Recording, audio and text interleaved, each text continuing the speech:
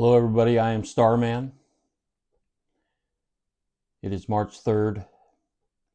Today, I would like to speak to parents, grandparents, about our children.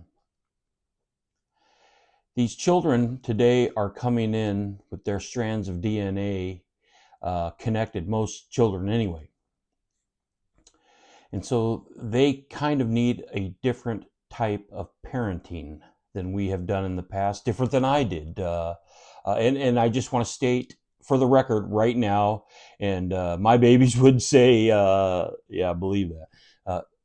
Look, I didn't do everything right. I'm speaking from a place now up here, years later, being able to see things and Spirit given me the view and the understanding of what I'm about to speak of. And so I would like to say, we have children coming in today, and we need to do a better job parenting, a better job of teaching kids. And, we need to allow kids to have choices.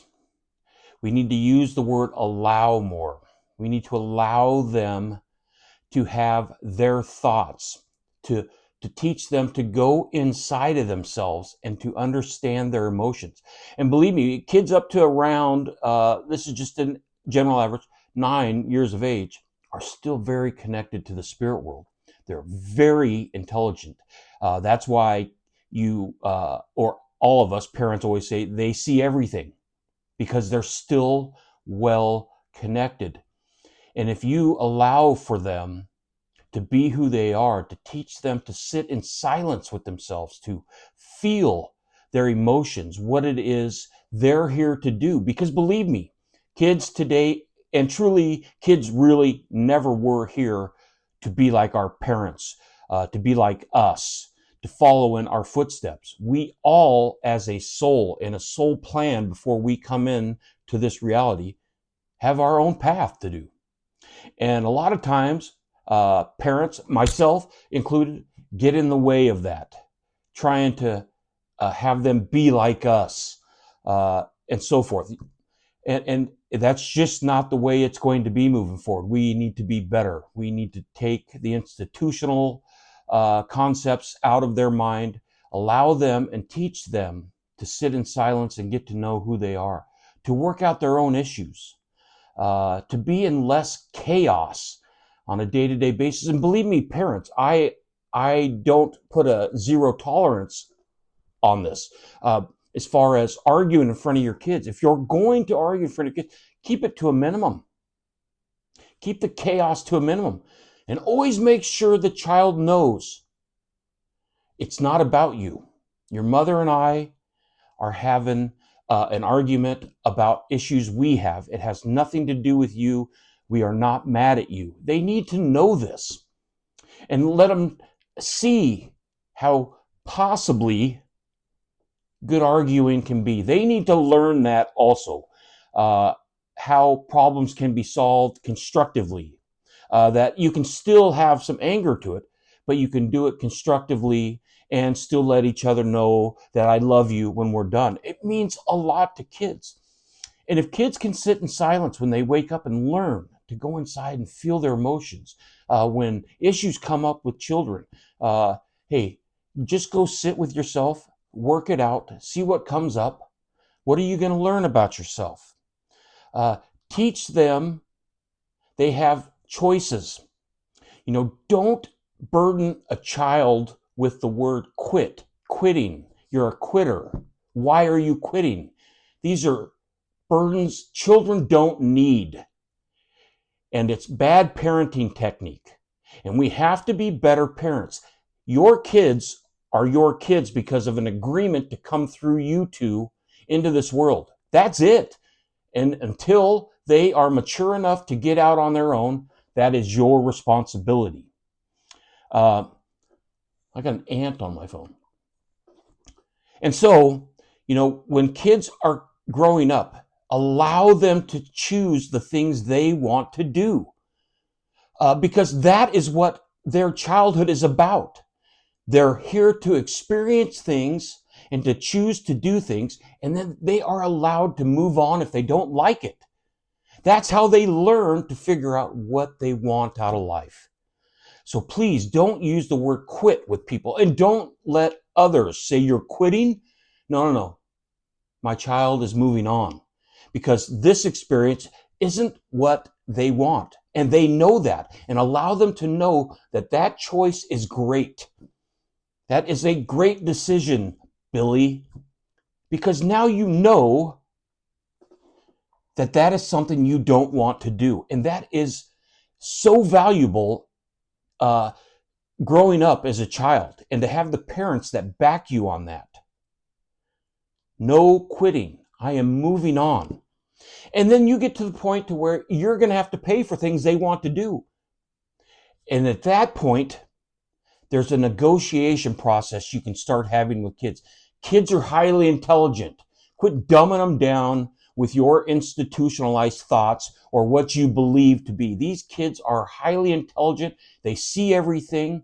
You need to nurture that in our children. We need a better batch of kids, taught better, to come into this world that's moving forward into the new world. And it's up to us as parents and adults, people in the public where children are around, to allow this to happen and not put undue burdens on children.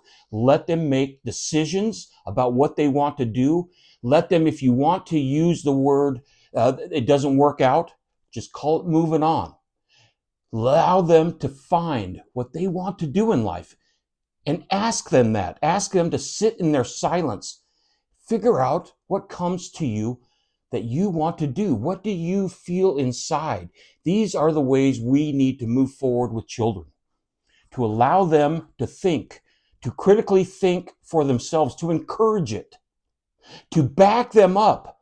They need to know that you're there when something doesn't work out. You're not going to allow somebody to heckle them, and you're not going to be the one to heckle them. You're going to say something like, hey, Billy, it didn't work out. We're moving on. We know now something we didn't know before, that isn't working out for you.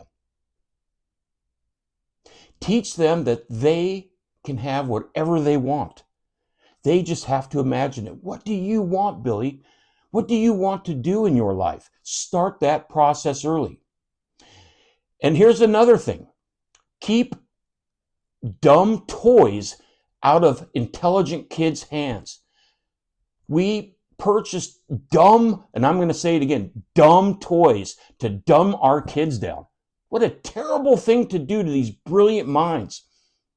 Bring to them the highest intelligence they are aware of in the moment. If it's poetry, expect to give them, another ant on my, give them the things that will build with them, that will build their mechanisms inside that they need moving forward to experience this earth on their own without you putting undue pressure on them, or even worse, societal pressure, this indoctrination pressure. Keep that out of these kids' hands. It is a terrible way to squash a great mind that has the freedom of choice and imagination for 17, 18, 20 years, whatever it is. We're so hell-bent in society of indoctrination, and by the age of 18, they all got to be testing the same and doing all. That's bullshit. That's bullshit. You're creating a mind to work for somebody, to follow rules. You want that kid that is a good kid, that has an imagination, that knows what they want. And when they choose properly in life later, because you allowed them to have and choose what they wanted through their childhood, whether good or bad, as far as worked out or didn't work out. I support you, babe. I got you, Billy. Good for you. Good for working it out. Your mother and I love you.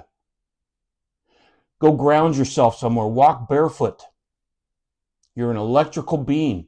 Teach kids this kind of stuff so we can have a more intelligent child running around in the new earth. It starts with the parents. And if you're not at that point as a parent, then get there.